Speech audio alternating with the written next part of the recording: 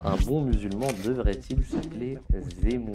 C'est le titre de cette émission. La structure de la valve du porc et de l'homme sont extrêmement proches. Si vous voulez vraiment détruire l'avenir d'un enfant, donnez-lui un téléphone. Le plus tôt possible. Je t'entends mal en fait, même.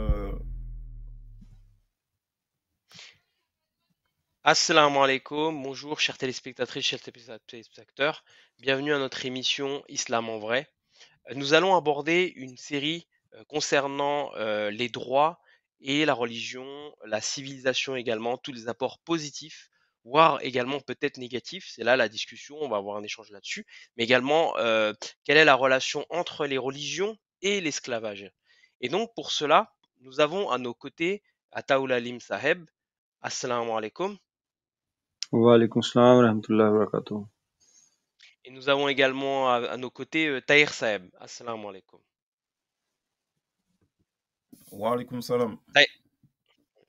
Qui sont des intervenants qui interviennent de manière régulière. Et donc pour cela, nous allons commencer par une question introductive.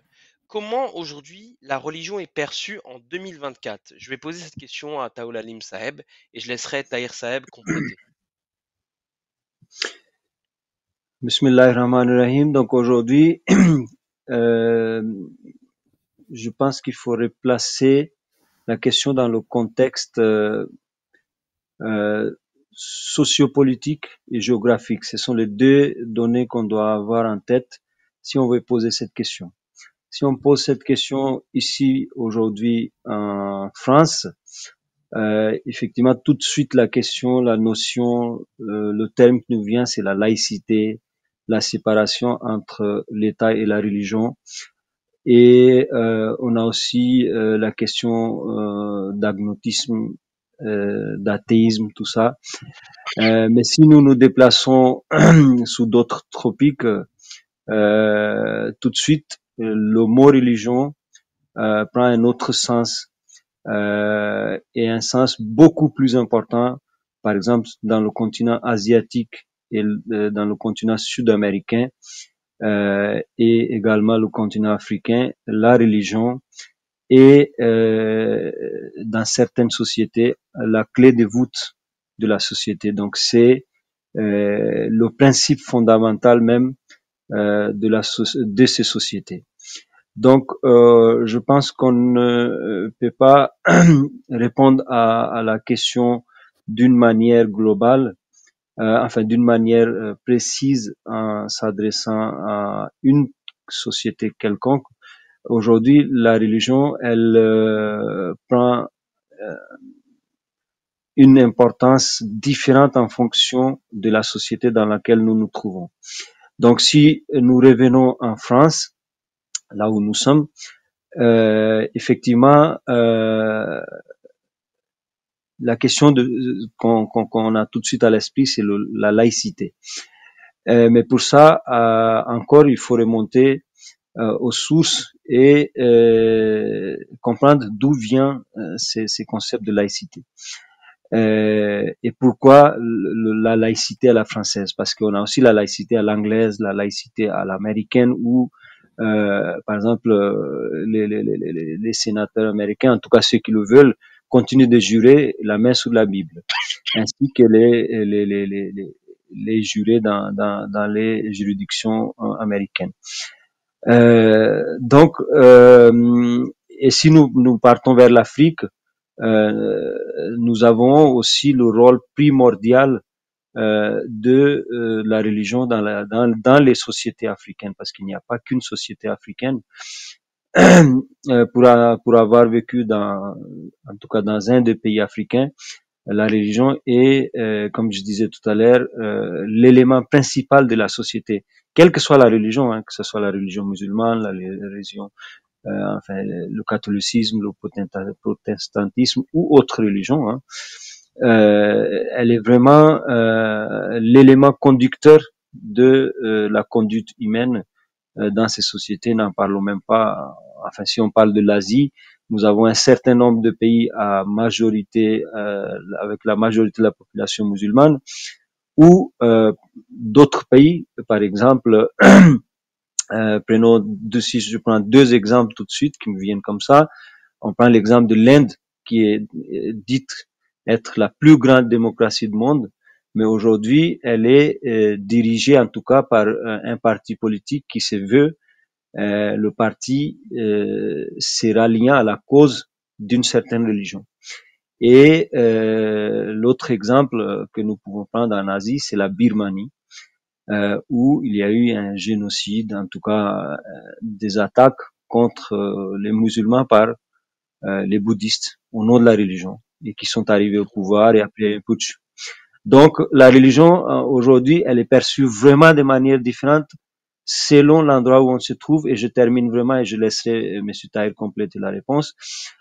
Aussi selon la frange de la société dans laquelle on se trouve. Aujourd'hui, si nous revenons en France, la jeunesse, elle vous dira autre chose par rapport à la religion que ceux qui approchent la retraite, parce que le chemin faisant, l'homme apprend des choses et l'homme arrive à certaines conclusions par rapport à la religion exactement, et la perception, elle varie au cours de l'âge également. Donc, je termine par là, je ne sais pas si Monsieur Tahir veut compléter.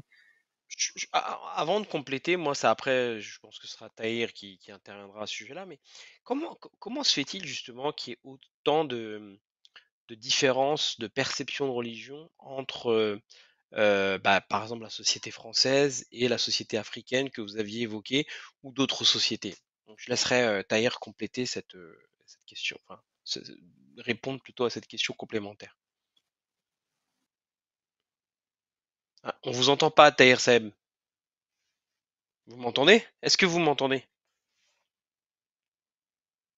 Est-ce que vous m'entendez de Pardon, votre côté? oui, je vous entends. Vous m'entendez là? J'avais le micro coupé. Désolé. Non, non, c'est une très bonne question qui est posée, la différence de perception de la religion, que ce soit dans le monde occidental de manière générale, et plus particulièrement en France, ou bien en Afrique. Ben, déjà, les sociétés européennes se sont développées, se sont enrichies, et le matérialisme a pris racine vraiment dans ces sociétés-là. Et la philosophie, la manière de voir la vie qui a pris le dessus sur le religieux de manière générale, c'est une philosophie qui est matérialiste, donc qui est, on peut dire, individualiste. Donc forcément, avec les découvertes en plus scientifiques, toutes les découvertes qui ont été faites, et aussi des fois aussi j'allais dire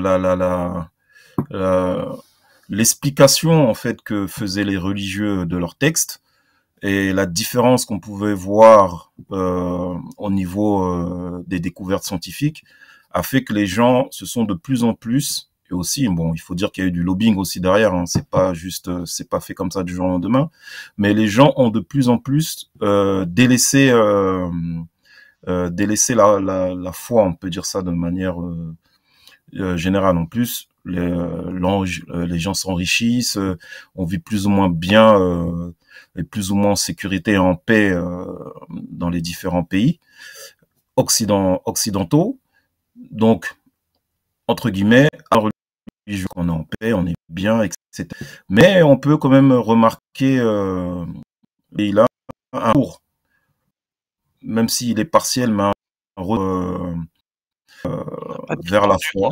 Vous pouvez répéter vous prêtez? C'est qu'il y a un retour à la foi, retour à la religion parmi la population. Ça, on peut le voir dans différents pays. On le voit à travers les réseaux sociaux. Il y a énormément de débats. Il y a beaucoup de témoignages de personnes qui reviennent à Dieu, etc.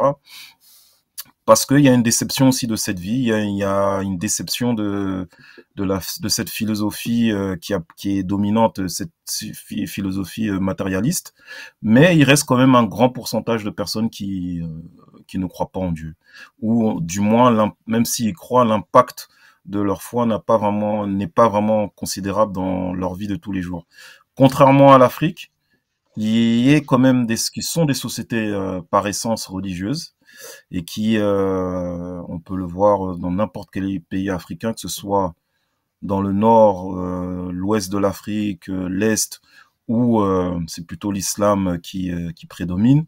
On peut le voir aussi dans les pays d'Afrique centrale ou même du sud, où c'est plutôt le christianisme qui prédomine. Il y a une forte attache à la religion, à la foi. On voit que dans chaque rue au Sénégal, ben, vous allez entendre l'azan, vous allez la pratique religieuse en fait elle est forte. Et vous allez au Congo, c'est la même chose. Vous allez à chaque coin de rue, vous allez voir une église, etc. Donc il y a cette pratique religieuse qui est forte quand même dans tous ces pays. Donc il y a toujours cette attache, du moins aussi à la société traditionnelle, qui, comme je le disais, qui est d'essence religieuse. Donc c'est deux dynamiques différentes qui y a entre le continent européen, ou même j'allais dire en Amérique du Nord, quoique c'est un peu différent d'Amérique du Nord, et le continent africain. Donc si je... Mais attends. Oui, allez-y, continue. Non, je voulais dire... Pardon. Là où je voulais finir. Mais la tentation est forte de se dire du coup que comme on est dans une société civilisée, on est de plus en où on a un confort de vie, notamment en Occident, où il y a où il y a des démocraties, où il y a des lois structurées, des respects entre guillemets, des libertés. Bizarrement, on est face. Ce sont des sociétés qui ne sont pas religieuses. Mais est-ce que oui, allez-y. Justement, ça peut être je veux dire une chose. Non, je veux dire une chose juste par rapport à un terme. Le terme civilisé, il est un peu galvaudé ce terme-là. Parce que civilisé ne veut pas dire développé. Civilisé, c'est dû à certaines règles que nous avons. Donc, on peut avoir un pays, entre guillemets, pas autant. Ah, ça a coupé, c'est de mon côté. Taoula Lemsaï, vous l'entendez plus aussi? Non, je l'entends plus, mais je rebondis à ce que vous disiez. La civilisation.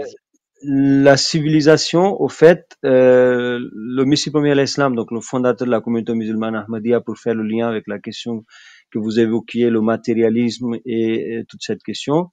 En tout cas, le rejet de la religion ou une forme de rejet de la religion. Donc le Messie premier à l'Islam, il dit, même celui qui se déclare agnostique ou athée, il a une religion. En fait, l'athéisme aujourd'hui est considéré comme une religion. Le matérialisme, c'est une religion, c'est une croyance. C'est-à-dire, quelqu'un qui est matérialiste dit il n'existe pas l'au-delà, enfin les croyances fondamentales d'une religion. Voilà, c'est la croyance en autre chose, c'est-à-dire toute chose a une fin et c'est la fin absolue. Sauf que selon un croyant classique, ça va être un passage à autre chose. Mais au fait, donc c'est ça qui va faire que aujourd'hui les gens ils ont une sorte de rejet de la religion classique. Mais une autre dimension de cette non-acceptation, c'est que la religion elle a beaucoup de biens. Je pense qu'on verra ça beaucoup dans les questions, enfin dans les points qu'on a abordés dans la suite. Mais elle impose aussi une certaine conduite, un certain nombre de règles qu'il faut respecter pour être en harmonie avec son environnement, avec ses congénères et avec l'univers. Et parfois, l'homme, autant qu'on l'est tous, avec notre libre orbite, on n'a pas envie de nous soumettre forcément à toutes ces règles. Donc, ce qui fait aussi que plus une société va être, entre guillemets, matérialiste, plus elle va être, moins elle va être, on va dire, sujette à accepter, entre guillemets, les contraintes. Aujourd'hui, même si on ne prend pas l'exemple de la religion, on dit aujourd'hui souffle un vent de liberté. Mais la liberté, quelle liberté par rapport à quoi? Enfin, c'est tout. Il y a beaucoup de philosophes qui ont parlé sur ce thème.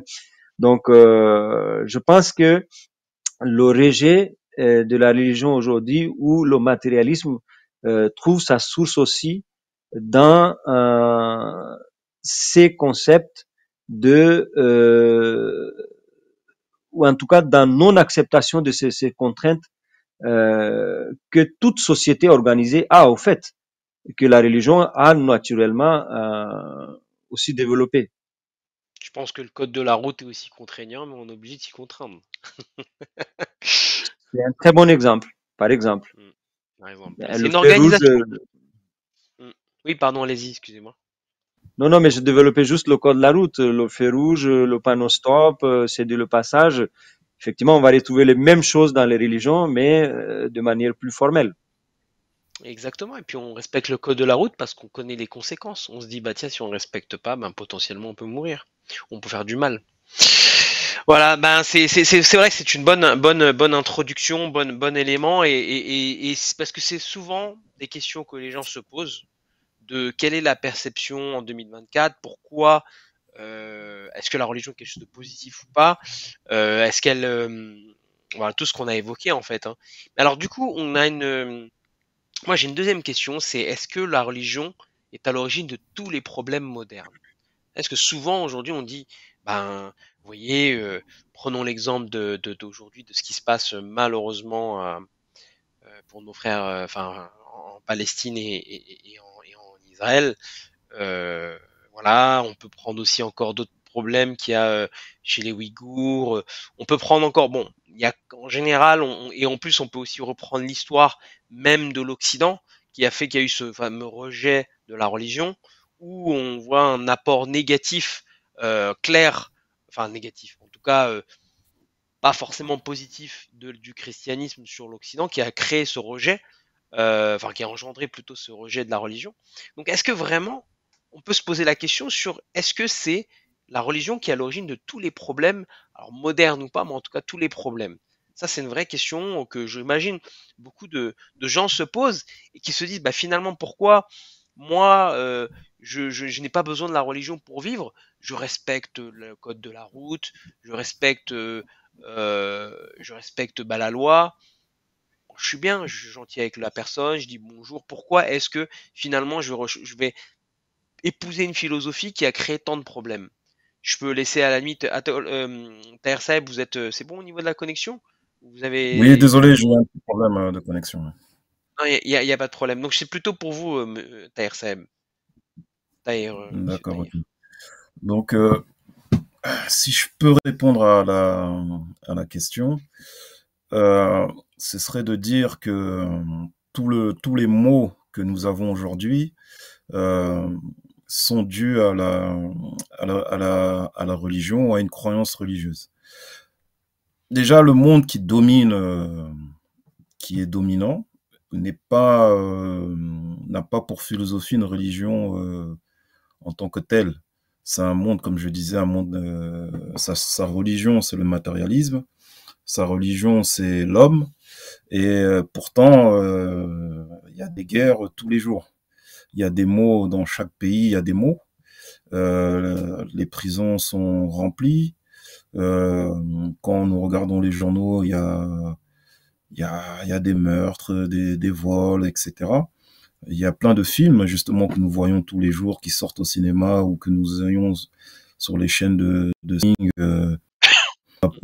de tous ces méfaits, en fait. Donc, le trouble et le mal, il est toujours là, surtout en cette période. On sait ce qui se passe, comme vous l'avez très bien dit, en Israël, mais pas que, il y a en Ukraine aussi. Et la guerre entre la Russie et l'Ukraine, ce sont pourtant deux pays qui se disent chrétiens, de la même obédience, si je ne me trompe pas, orthodoxe. Mais on sait que le fond du conflit n'est pas religieux. On sait que c'est un fond purement politique et à des fins de domination, à des fins purement matérialistes. Et là actuellement, on on a peur justement que se déclenche une guerre totale entre la Russie et ses alliés et l'Occident et ses alliés, et qui peut être destructive. Et les deux plus grandes guerres que nous ayons connues jusqu'à présent, ce sont deux guerres qui sont liées, pareil, à ces mêmes groupes et ces mêmes pays qui avaient des intérêts divergents, toujours la domination, et ce n'était pas lié à la religion. Pourtant, ça fait des millions de morts. Si on prend les deux guerres, c'est atroce. Et la guerre a continué, parce que après la Seconde Guerre mondiale, on sait qu'il y a eu la guerre au Vietnam, les guerres d'indépendance, etc., etc. Donc jusqu'à aujourd'hui, nous avons toujours la guerre. Pourtant, nous sommes dominés par la philosophie qui domine, on va dire, c'est une philosophie matérialiste, c'est pas une philosophie religieuse. Et je voulais aussi rajouter un point, c'est que la religion, comme toute chose, si elle est utilisée dans son essence spirituelle, dans son essence de la connaissance de Dieu, dans son essence de cette approche de l'amour du divin et de l'amour du prochain, elle sera que bénéfique pour l'homme. Mais par contre, si elle est comprise d'une manière éloignée de Dieu, éloignée de sa sagesse, ben ça devient une arme comme toute philosophie, et ce sera une arme de domination, une arme qui va faire le mal autour de soi. Donc tout dépend de la relation que nous avons avec Dieu, parce que je pense que comme tout croyant, l'être divin est un être qui est bon, qui est parfait, qui est sans défaut, qui est sans tache, et qui est l'amour incarné, qui est la justice incarnée, la vérité incarnée. Son enseignement ne peut être que bénéfique à l'homme, puisque c'est lui le créateur de l'homme, et il a créé l'homme pour qu'il atteigne des hauts niveaux d'humanité, des hauts niveaux spirituels, qui peut être que bénéfique pour lui. Et il nous appelle justement ces messagers, ces envoyés nous appellent à ça. Donc forcément, les enseignements qui sont donnés ne peuvent être que bénéfiques à l'homme. Mais comme toute chose, si l'homme l'utilise à mauvais escient, ben c'est sûr que ça va faire des dégâts, tout simplement. Vous avez un petit peu, enfin, vous-même vous avez répondu presque à la question que je veux poser là. Très bien, vous dites qu'il y a des éléments positifs par rapport à la religion, que ça a un apport par rapport à la société. Mais si on regarde dans l'histoire, que ce soit à travers l'Inquisition, où on interdisait un petit peu les sciences, hein, bon, mis à part, où voilà, carrément on les interdisait, on disait que la Terre, que la Terre ne pouvait pas tourner autour du Soleil. Au-delà de ça, bah, on envahissait partout. Il y avait énormément de morts, il y a eu énormément de guerres aussi à cette époque-là. Si je prends également l'époque islamique, où il y a eu quand même beaucoup de à l'époque des califats omeyyades ou d'autres califats, il y a eu quand même beaucoup de pays qui ont été envahis avec de l'injustice.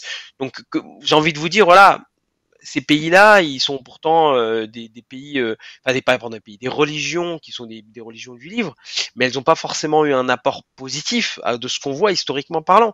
Donc comment on peut se dire que finalement, c'est plus que ça? Moi, je voulais dire juste l'histoire, comment l'histoire est écrite par quand on remonte dans le... Vous pouvez répéter, je pense que ça a coupé. Excusez-moi, vous pouvez répéter?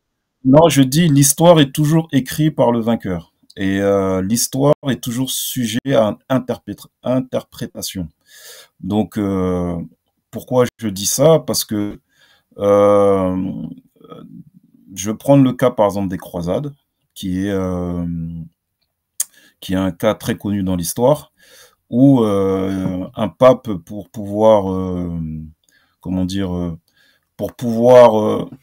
éviter qu'il y ait des conflits au sein des royaumes occidentaux, et aussi peut-être, ça je peut-être qu'il y avait eu aussi des problèmes au niveau des pèlerins qui allaient à Jérusalem, mais en tout cas a décidé de former une coalition et de pouvoir attaquer justement les musulmans. Donc, c'est un fait d'histoire qui est très connu. Il y a eu plusieurs croisades, mais du point de vue européen, on a une certaine vision de cette histoire, et du point de vue des Arabes de l'époque, il y a aussi une autre vision. Et il y a un très bon livre qui avait été écrit par, j'ai oublié j'ai carrément oublié l'auteur, mais justement c'est un auteur juif en plus, qui donne le point de, qui montre le point de vue qui avaient ceux qui vivaient en Orient par rapport aux croisades, comment eux ils ont vécu la chose, etc. Et quand on voit les deux points de vue, ben, ils sont diamétralement opposés. Donc tout dépend du point de vue qu'on a. Souvent on peut exagérer l'histoire, que ce soit en bien ou en mal, et souvent ce qu'on fait. On a loué l'Espagne musulmane, et actuellement, comme l'islam est pour certains l'ennemi numéro un, l'Espagne musulmane en ont dit tout le mal que l'on pense. Et donc c'est pour dire il y a un juste milieu. Donc on ne peut pas dénigrer comme ça, en disant l'histoire, les religions ont fait du mal. Vous voyez les Omeyyades, ils ont fait ci, ils ont fait ça. Souvent, bon, on va en parler par exemple de l'esclavage arabo-musulman. On parle de la traite arabo-musulmane. On va parler de plein de choses en mal. D'un autre côté, on parle justement des bienfaits que cette civilisation a apporté à l'humanité. Il y en a qui le reconnaissent, mais il y a toujours un excès d'un côté comme d'un autre. Donc il faut être mesuré. Et ces sociétés-là, c'était des hommes comme nous, qui étaient aussi qui voulaient la justice, qui voulaient bien vivre comme nous le souhaitons, et c'était des êtres humains en fait comme nous, quoi. Donc même quand on parle d'inquisition, il faut faire attention à ce qu'on l'inquisition n'était de quoi on parle. Est-ce qu'on parle de l'inquisition qui s'est passée en Espagne, l'inquisition qu'il y avait en France, quelles mesures elle a pris réellement, etc. Mais c'est vrai que dans une certaine mesure, l'inquisition a eu un mauvais effet à justement comment dire, des hommes ont dû soit fuir le pays où ils vivaient depuis des siècles, ou bien ont été convertis de force, etc. Peut-être ce que vous étiez en train de dire, que par rapport à la Terre plate, par rapport à la Terre plate, que Oui, ils ont condamné les travaux de, je sais pas si c'est Galilée ou un Galilée, autre ouais. scientifique, etc. Mais est-ce que c'était tout le clergé qui a condamné? C'était une partie du clergé. Donc pour ça, il faut rentrer en profondeur, prendre les choses avec un peu de recul et de distance, analyser tout ce qu'on en a, mais ce n'est pas forcément blanc. En fait, ce que je veux dire, que ce n'est pas forcément blanc ou noir. Il y a toujours de la nuance. Et je vais prendre un dernier exemple qui est criant, c'est par rapport à l'esclavage. C'est vrai qu'on accuse souvent le catholicisme d'avoir, je sais plus c'est quel pape, d'avoir promulgué l'esclavage, mais il y a eu quand même des prêtres. J'ai plus le nom du prêtre français, mais un prêtre français qui avait écrit un livre milité pour justement que l'esclavage cesse, l'abolition de l'esclavage. Et je pense pas que ce soit le seul. Donc, je voulais un peu apporter de la nuance pour dire que souvent on exagère d'un côté comme d'un autre, quoi. Oui, je comprends. Et vous savez, c'est assez drôle parce que j'ai regardé une fois. Alors, c'était une expression française. Morico, ou non, prendre quelqu'un pour un morico. Il y a une expression en français qui dit prendre les gens pour un idiot. Et en fait, j'ai regardé l'origine de ce mot-là, et en fait, ça venait des morts. En fait, des morts espagnols qui étaient restés en Espagne au moment juste après le fait qu'il y ait juste après le départ des musulmans du gouvernement, on va dire musulman.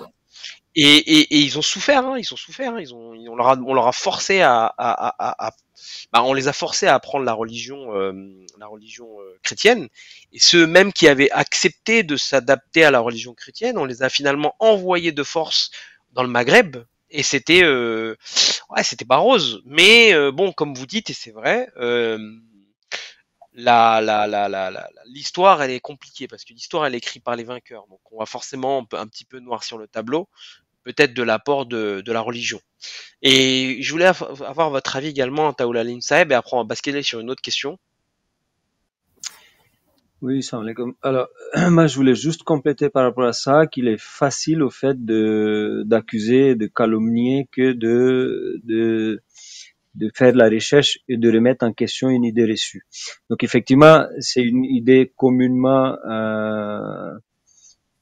partagée, je dirais pas revendiquée, mais en tout cas, par exemple, quand nous allons tracter dans les rues, nous annonçons les valeurs de la religion, paix, fraternité, tolérance, et les gens ils nous renvoient tout de suite.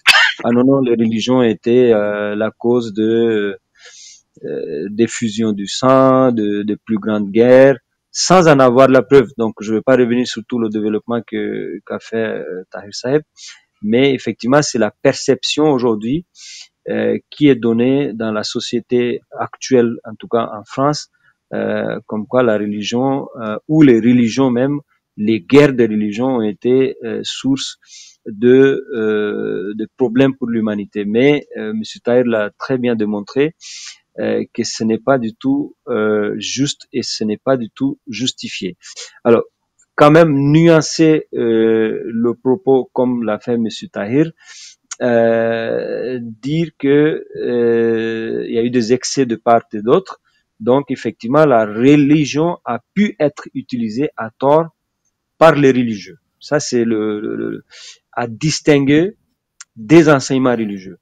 Donc, aucun enseignement religieux n'est par essence contraire au bien-être humain. C'est, je pense, la valeur fondamentale de toute religion. Et partant de ce principe, on ne peut pas imaginer qu'un enseignement religieux puisse être, par exemple, génocidaire, puisse être esclavagiste, puisse être dégradant ou méprisant pour les autres êtres humains que seules les personnes qui acceptent cette doctrine. Il suffit juste de rechercher la source et nous allons certainement trouver de la lumière et de belles enseignements qui se cachent derrière justement parfois des millénaires, des milliers d'années qui nous séparent aujourd'hui des sources de ces religions. Je parle du bouddhisme, de l'hindouisme, en tout cas les religions les plus anciennes, parce que pour parler du christianisme ou du judaïsme ou de l'islam, c'est des religions relativement récentes. Nous avons quand même des écrits, des traditions qui ont été conservées, mais pour d'autres religions, c'est pas le cas. Et c'est ce dont parle aussi le Messie premier à l'Islam. Encore une fois, je fais référence à lui dans son livre, le message de réconciliation. En tout cas, il dit que toutes religions ont une source bienfaisante pour l'humanité. Et non, mais c'est bon. Oui, allez-y. Ok, d'accord. Parce qu'on a le temps file, je suis désolé, et on a encore quelques petites questions, mais on pourra approfondir bien évidemment ça. Et quelle chose positive du coup a apporté les religions dans le monde?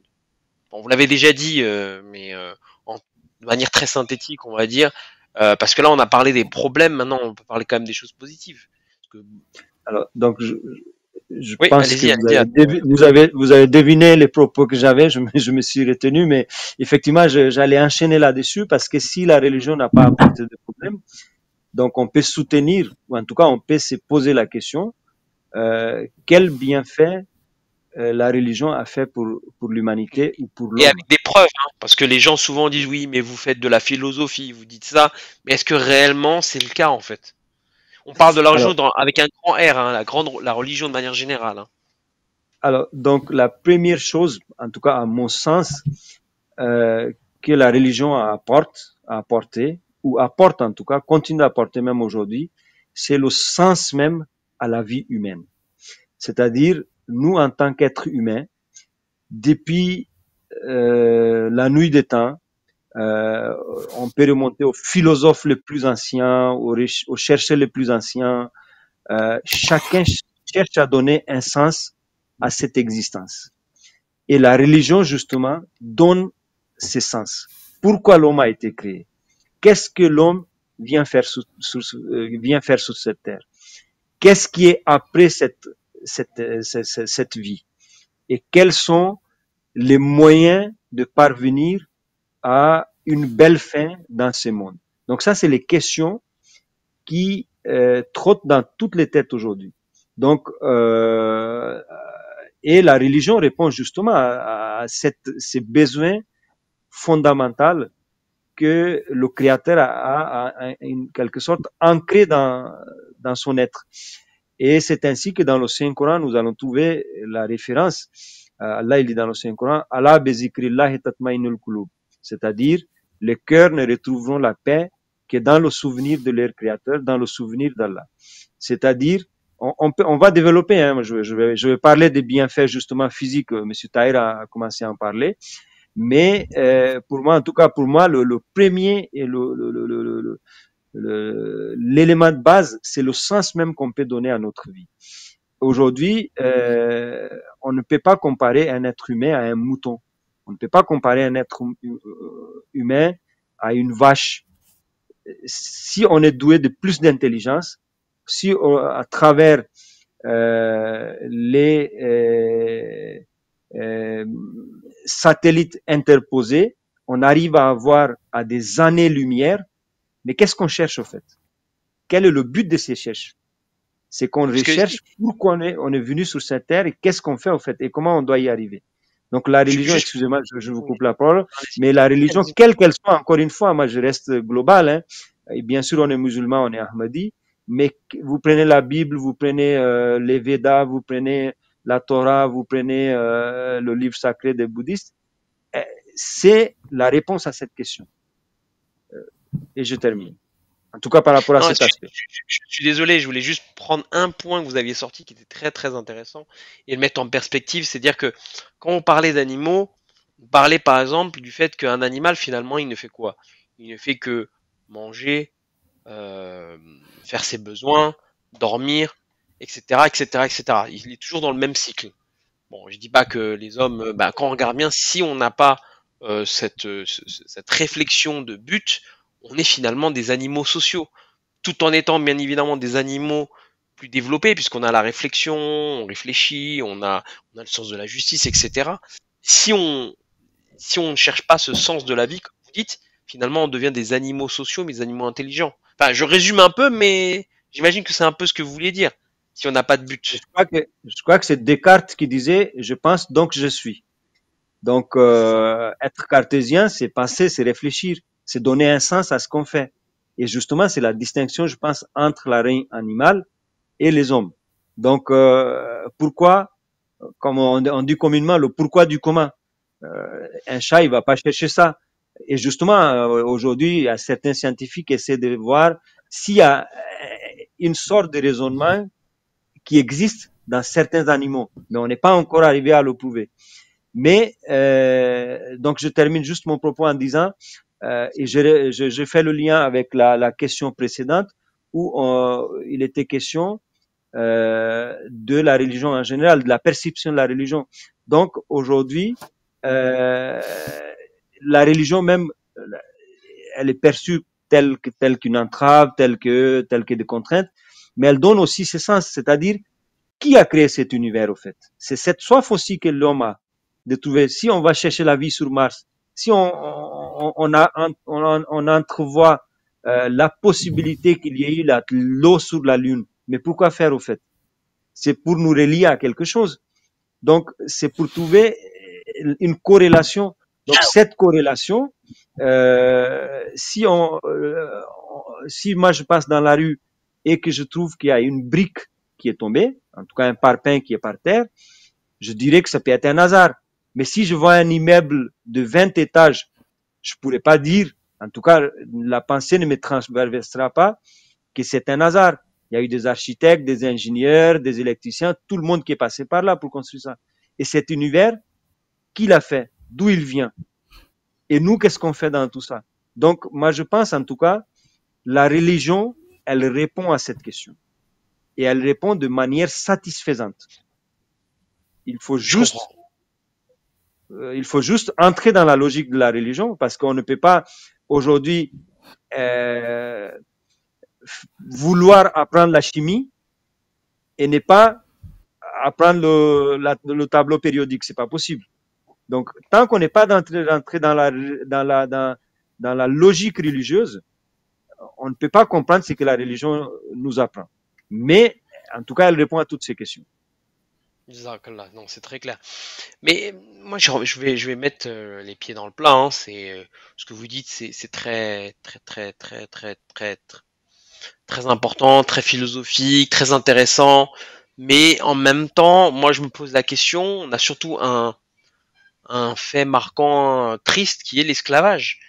Est-ce que c'est pas vous savez, j'avais lu par exemple que le fait qu'on voit une représentation de Jésus en tant que blanc, alors qu'il n'était pas blanc, puisque finalement, je pense qu'il avait un peu plus la couleur de peau que moi et Ataoul Alim Saeb, qui était plutôt voilà israélite, et que en fait, le fait de de représenter Marie et Jésus en tant que blanc, ça voulait apporter une certaine soumission, une certaine, en gros, un côté, on va dire, divin des Européens, enfin pas Européens, occidentaux plutôt, et donc c'était une forme de soumission qui pouvait justifier du coup une période noire de la civilisation, excusez-moi du terme, hein, c'est pas un jeu de mots que je fais là, mais l'esclavagisme. Donc est-ce que vous pouvez parler, Taher Saeb, qu'est-ce que vous pouvez dire par rapport à ça? Surtout que vous connaissez bien le sujet. Est-ce que la religion a promu du coup finalement l'esclavagisme? Alors la religion de manière générale. Hein. De manière générale, oui. Vous avez dit plein de choses. Bon, déjà, je suis pas un expert dans le domaine. J'ai pas la prétention d'être un expert. Mais par contre, juste pour rebondir sur ce que vous venez de dire par rapport à l'image de Jésus en blanc, donc j'allais dire que c'est un peu normal que les gens se représentent, comment dire, aller le représenter à leur image, entre guillemets, Jésus à leur image. Le christianisme n'est pas venu au XVIIIe siècle ou au XIXe siècle chez les Européens, il est venu bien avant. Il est rentré depuis j'allais dire même le 1er siècle, le 1er, le 2e siècle. Donc je pense qu'il représentait Jésus déjà en blanc. Et ils étaient loin de l'esclavage qu'on parle souvent, qui est la traite négrière, si c'est à ça que vous faites allusion. Et on a l'impression que justement cette traite négrière, c'est la caution, soit pour attaquer le christianisme, soit pour attaquer l'islam. Et en même temps, c'est la caution pour faire du noir un être éternellement inférieur. Donc l'esclavage a existé depuis, j'allais pas dire depuis la nuit des temps, justement, j'allais dire plutôt, pardon, depuis la nuit des temps. On sait que la Grèce antique, Rome ou d'autres sociétés étaient basées sur un certain type d'esclavage, enfin sur l'esclavage avec différents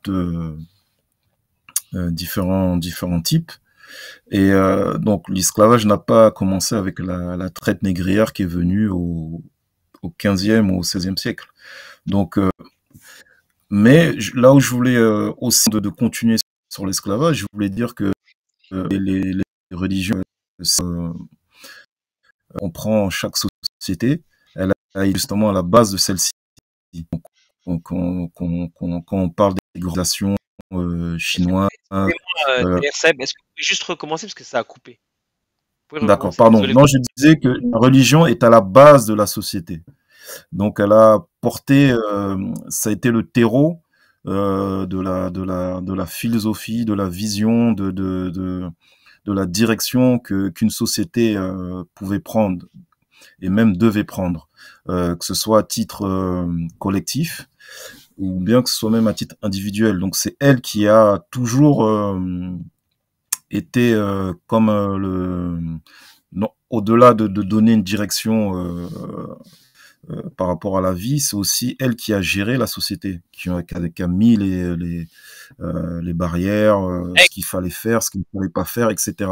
Donc, c'est comme ça que les sociétés se sont développées et ont grandi, et on peut voir la civilisation chinoise, par exemple, qui était une société religieuse, la civilisation indienne, la civilisation, l'une des plus grandes civilisations qui est la civilisation égyptienne, était une société fondamentalement religieuse. La société grecque, d'où les grands philosophes qui ont même inspiré jusqu'à aujourd'hui, qui inspirent même jusqu'à aujourd'hui l'Europe, tel Socrate. Socrate, c'est pas le philosophe d'aujourd'hui matérialiste qui réfléchissait comme ça sur la vie. C'était un homme qui appelait à Dieu. Si on lit un peu l'apologie de Socrate, j'ai oublié le nom de son disciple, mais bref, on voit que c'est quelqu'un qui appelait à Dieu. Donc, il y a toutes les sociétés, même les sociétés africaines, et les différentes civilisations qu'il y a eu en Afrique, étaient basées sur justement sur une philosophie religieuse.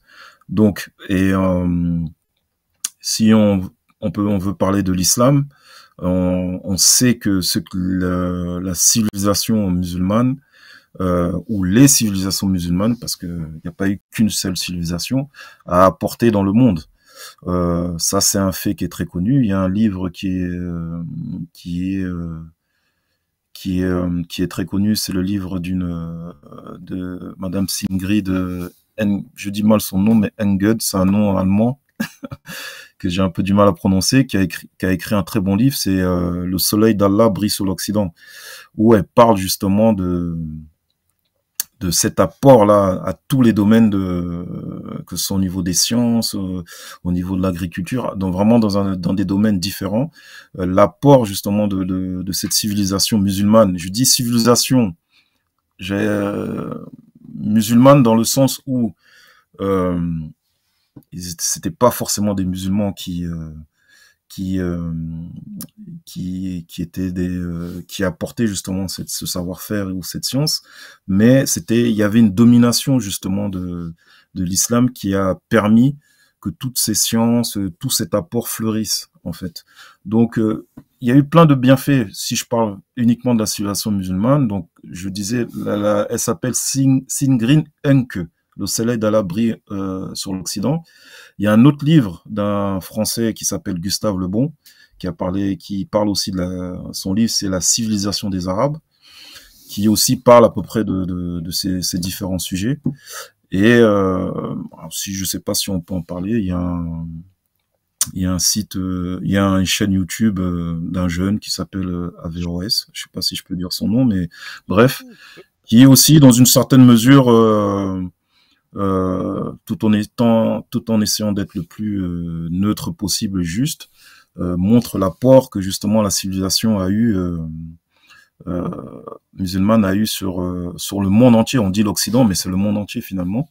Et aussi, je parlais de la civilisation égyptienne, qui est une civilisation religieuse, et on sait l'apport de cette civilisation qu'elle a eu carrément sur le monde, et je peux dire aussi sur l'Occident, parce que l'Occident se base souvent sur la civilisation grecque pour dire que c'est leur point de départ, mais la civilisation grecque a eu comme, je peux dire, était l'élève de la civilisation égyptienne, qui a énormément de et très. Donc, excusez-moi, ça coupe, Taher Seb, ça coupe. Est-ce que vous pouvez recommencer? Oui, désolé. Non, ce que je voulais dire par là, c'est que là, c'est plus le côté matériel, physique, scientifique, que la religion, dans une certaine mesure, a permis aux civilisations de se développer. Et donc, c'était sur ce point-là que je voulais insister. Et par contre, j'ai oublié la question que vous avez posée par la suite. Non, en fait, la question, c'est est-ce que la religion a promu l'esclavagisme, en fait, l'esclavage? Parce que là, vous avez bien évoqué que c'était, voilà, les promu les. Ben, Si est-ce je que résume, le civilisme. Donc, allez-y, le civisme, pardon. Non, pardon. Maintenant, est-ce que la religion a promu l'esclavage? L'esclavage, si on parle de l'esclavage, on parle de plusieurs choses. Est-ce qu'on parle justement de prendre parce que le début de l'esclavage, c'est les guerres, tout simplement. On en fait des captifs. Le captif, on l'exploite dans une certaine mesure. Et il permet au développement de la société. Donc, ce captif, on s'est aperçu que finalement, c'était quelque chose de bénéfique, quelque chose qui nous apportait un certain progrès économique. Donc, on a commencé à faire des guerres aux plus faibles, et par la suite, on a commencé à faire pour X raisons, attaquer les plus faibles et prendre les mettre en esclavage, c'est-à-dire sous la domination d'un maître, et il pouvait travailler avec plus ou moins certains droits qu'il avait. Maintenant, quand on parle de l'esclavage aujourd'hui, comme je le disais tantôt, on parle de la traite, surtout de la traite négrière, qui est quelque chose qui ne s'est jamais fait auparavant, où l'homme est devenu une pure marchandise, où on allait le chasser. Ça s'est industrialisé, on va dire. Pardon? Ça s'est industrialisé carrément, c'était industriel. Voilà, c'est devenu quelque chose d'industriel, et ça, c'est jamais fait. Maintenant, en très peu de temps, il y a eu un déplacement énorme de population, et il y a eu ça a complètement ravagé certaines sociétés africaines, ça les a changées, on peut dire à tout jamais. Et donc, souvent, quand on parle de la religion, on parle de ce type d'esclavage, c'est-à-dire prendre l'être humain, un homme libre, et le mettre en état de servitude. Et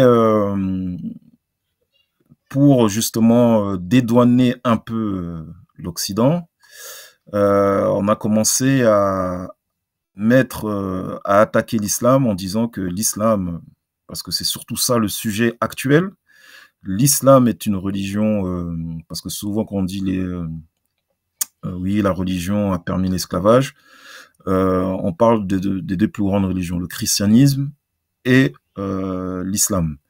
Et actuellement, celui qu'on met plus en avant, c'est la traite que les Arabes, dit-on, ont fait à l'encontre spécifiquement de l'homme noir, mais pas que.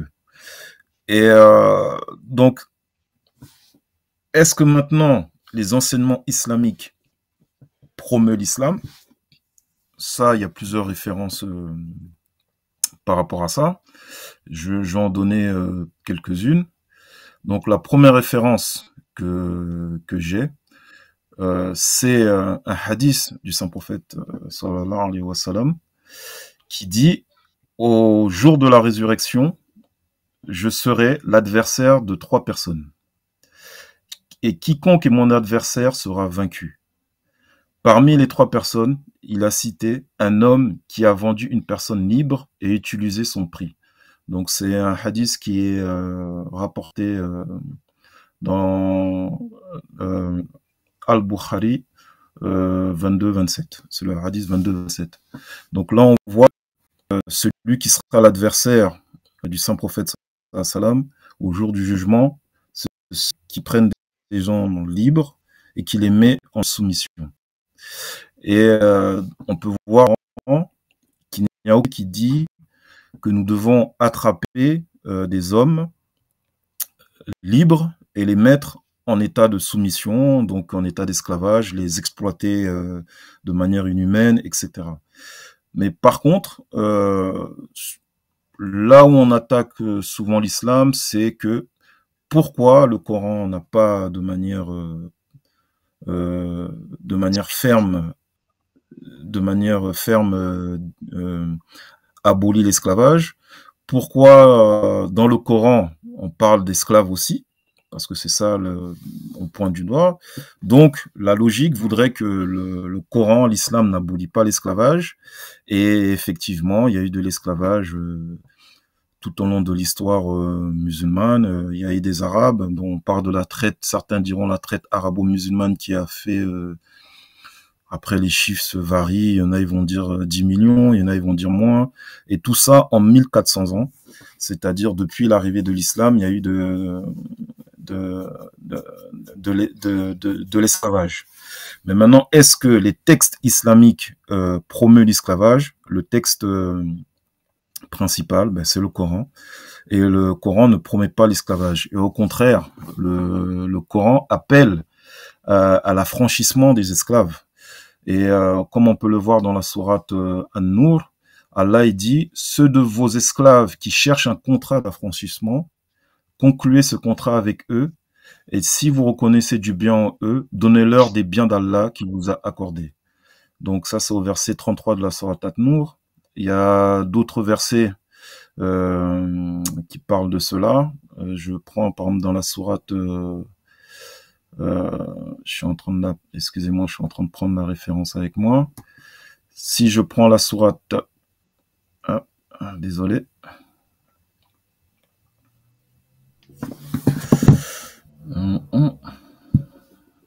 Hop.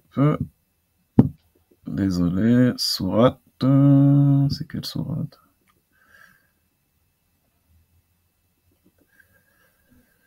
C'est la sourate... Al-Balad, au verset 11 jusqu'au verset 14, Allah il dit, nous lui avons indiqué les deux grandes voies de l'ascension. Donc, en parlant de l'homme. Mais il ne s'est pas engagé avec rigueur dans le Al-Aqaba. Qu'est-ce qui te ferait savoir? C'est que le Al-Aqaba, c'est la remise en liberté d'un esclave, donc de quelqu'un qui est captif. Donc tout au long il y a plein d'autres versets comme ça qui montrent où Allah il insiste sur l'affranchissement justement des esclaves, ou il insiste sur justement même on le voit pour certaines expiation, on nous demande d'expier un esclave. Donc ça, c'est et on sait à travers la sira du saint prophète sallallahu alayhi wa sallam que lui et les compagnons ont affranchi énormément d'esclaves. Donc ça, c'est l'essence même de l'islam, c'est de remettre en liberté non seulement le captif de manière physique, mais aussi c'est le captif spirituel, en fait, dans le sens celui qui est attaché au matérialisme. Ça, c'est l'essence même. Et après, je vais juste prendre un point, après je vais m'arrêter là. C'est par rapport, parce que le Coran parle, il y a un terme qui est utilisé dans le Coran, c'est ce que possède votre main droite. Donc, il est permis de faire des captifs en islam, à partir du moment où il y a eu une guerre, il y a eu une guerre qui a été prononcée, vous êtes battu, donc il est permis de faire des prisonniers de guerre. Et un prisonnier de guerre, il est captif aussi. Donc il peut pas faire tout ce qu'il veut, il peut pas bouger, etc. Donc il est à l'instar d'un captif. Donc il y a que ça que l'islam de captir. Et là, c'est très réglementé. C'est très... il y a beaucoup on peut pas faire tout ce qu'on veut. On doit le traiter d'une bonne manière.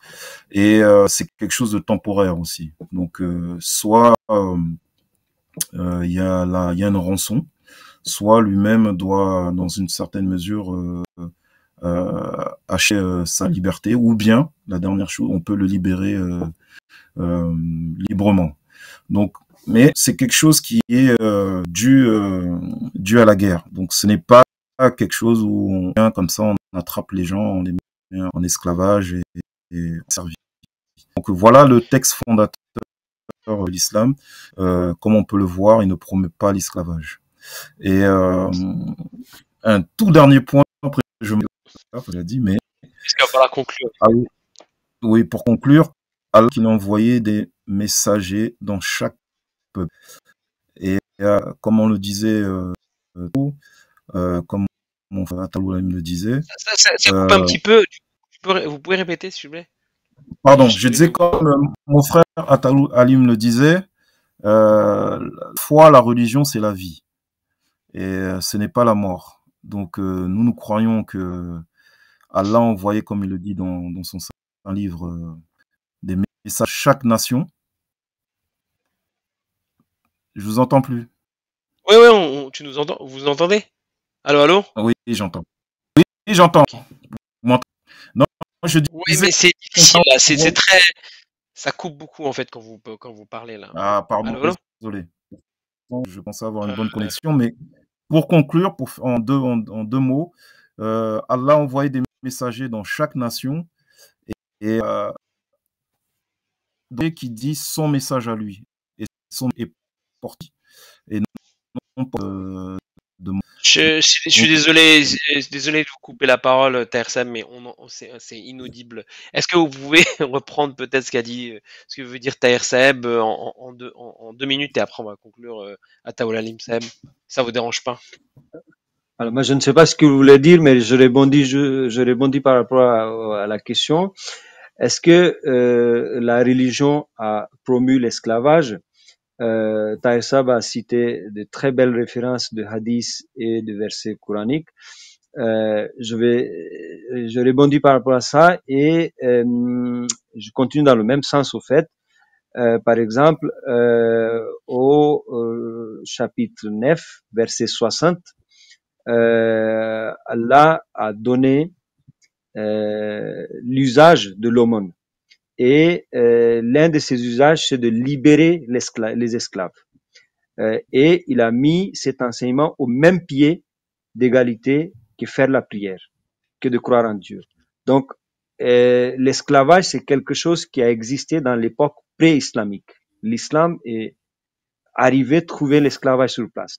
Donc, comme le disait M. Tahir, Saheb, aujourd'hui, on voit principalement l'esclavage à travers le spectre de la traite négrière.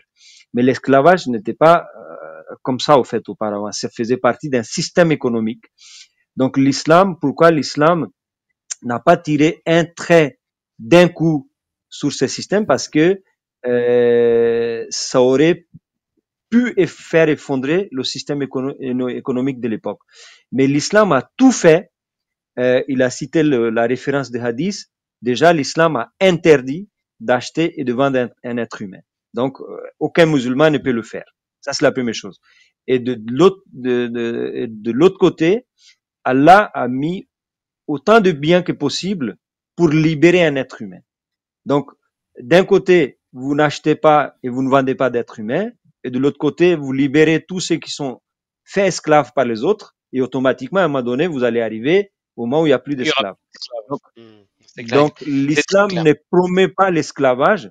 Au contraire, l'islam a mis en place un système qui, je suis désolé d'utiliser le terme dans ce sens, mais qui tue à petit feu le système d'esclavage. Et combien de fois nous retrouvons la référence dans les hadiths et dans les traditions musulmanes. Par exemple, pour n'en citer qu'un seul, le petit-fils du prophète sallam, je crois que c'est Imam Hassan ou Hussein, il s'est fâché avec son domestique. Moi, je vais préférer le mot domestique que d'esclave parce que ça colle mieux à la réalité. Et il s'est fâché avec ce dernier, il l'a réprimandé. Et ces domestiques a récité un verset du Coran qui dit en substance que ceux qui se mettent en colère doivent se repentir. Et pour se faire repentir, ils doivent libérer un être humain. Donc, par finir, le petit-fils du prophète sallallahu alayhi wa sallam, il a libéré son domestique qu'il n'avait pas acheté, on est d'accord. Donc, voilà l'enseignement qui met en place, c'est-à-dire, même pour expier votre action de colère, vous devez libérer quelqu'un. Et c'est comme ça qu'on arrive, enfin, il y a plusieurs références coraniques et dans les hadiths où le prophète sallam lui-même, par son exemple, enfin, l'exemple le plus sublime, dès qu'il a pu hériter, en tout cas dès qu'il a pu pris possession des avoirs de Hazrat Khadija radhiyallahu ta'ala anha, la première chose qu'il a faite, il a libéré tous les esclaves qu'il y avait. Donc, c'est-à-dire, on ne peut pas dire que l'islam promet en tout cas l'esclavage. Et je termine vraiment par là, et puis après on pourra citer par exemple le verset 178 du chapitre Al-Baqarah, où Allah il parle encore, en tout cas il exhorte les croyants à dépenser pour la libération de ceux qui sont asservis, ceux qui sont assujettis par d'autres êtres humains. Donc, en tout cas, on ne peut pas taxer l'islam d'être esclavagiste, loin de la réalité coranique. Et je rebondis. Allez-y, Non, mais pardon. Non, mais je voulais très très rapidement, je ne sais pas combien de temps il nous reste, mais Tahir Sab, il a bien développé l'apport de la religion sur la question précédente, mais c'est aussi un apport de la religion islamique par rapport à la société. L'islam, en tout cas, promeut une égalité entre tous les êtres humains, quelles que soient leurs origines. Et je vous cite un exemple. Dans le sous-continent indien, il y a eu un grand roi qui s'appelait Mahmoud Ghaznavi, donc qui venait de la ville de Ghazni d'Afghanistan actuel, et qui est un sujet, on va dire, à discussion entre l'Inde et le Pakistan actuel. Mais bon, bref, on ne refait pas l'histoire aujourd'hui. Mais le fait est que lorsqu'il est allé en Inde, il a ramené une famille avec un enfant. Et cet enfant, il l'a élevé comme son enfant. Et cet enfant, qui s'appelait Ayaz, a donné naissance à une lignée de rois. Donc, vous imaginez quelqu'un qui prend un esclave, et cet esclave, je mets les guillemets, devient roi à son tour. Donc, ça veut dire qu'il n'était pas esclave.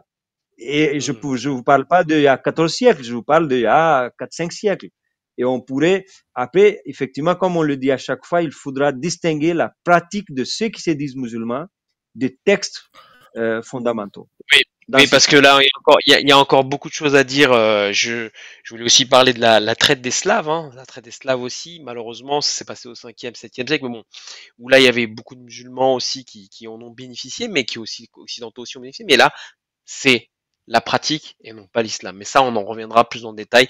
C'était en tout cas un sujet très intéressant, très passionnant.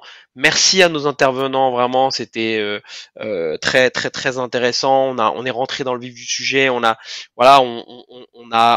parlé de l'intérêt de la religion. On a parlé de son apport. On a voulu vraiment être généraliste. On a voulu parler de toutes les religions. On a voulu démontrer qu'il y avait vraiment un port positif, mais c'est pas encore fini. Il y a encore d'autres sujets qui vont être abordés à ce sujet-là, parce que je le répète encore, mais c'est une série. Donc n'hésitez pas à nous suivre, à nous liker, à nous abonner, parce qu'on va encore continuer à parler de l'apport de la religion de manière, on va dire, dans nos sociétés actuelles, comment aujourd'hui on voit encore que les valeurs sont reflétées à travers la pratique des gens, et comme a si bien dit Tahir Sab, l'histoire a été écrite par les vainqueurs, et donc forcément c'est une question de perception aussi. Donc je vous remercie encore pour votre intervention, Alim Saheb et Tahir Sab. Désolé, j'ai dû vous interrompre un petit peu par rapport à votre connexion, parce que ça devenait très compliqué d'entendre, donc je m'en excuse, mais voilà. Et ben, je vous remercie encore, et je vous souhaite une excellente soirée, et à la semaine prochaine, Inch'Allah. Et n'oubliez pas de vous abonner et de vous liker à la chaîne MTA français. Merci encore. Jazakallah. Salam alaikum. Bonne soirée. Wa alaykoum salam. Un bon musulman devrait Zemmour, c'est le titre de cette émission. La structure de la valve du porc et de l'homme sont extrêmement proches. Si vous voulez vraiment détruire l'avenir d'un enfant, donnez-lui un téléphone. Le plus tôt possible.